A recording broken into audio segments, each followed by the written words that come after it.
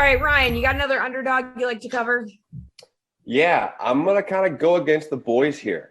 And I don't know if it's a true underdog, but Bucks plus 1.5, I kind of like. Matt mentioned that Kristaps is going to be maybe on the fringe of playing and not. But I kind of like their supporting cast. I know Giannis is everything for them, but Drew Holiday, like I said a little bit ago, has really stepped up when Giannis has been out. DiVincenzo is very serviceable.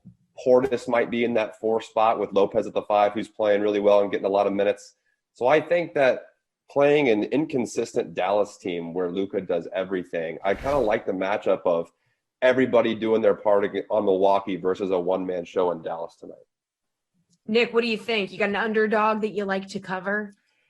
Yeah, part of me likes Portland against Utah tonight. As Ryan mentioned at the top, Utah's coming in off of a tough back-to-back.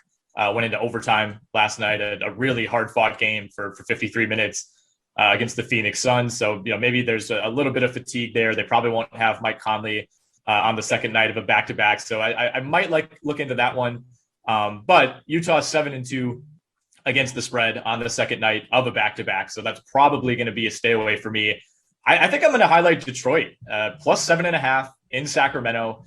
Not too often that I would recommend betting on the 2020-21 Detroit Pistons, but the Kings are just 5-7 against the spread as a home favorite this season. So usually when they're in a good spot, they haven't always performed all that well.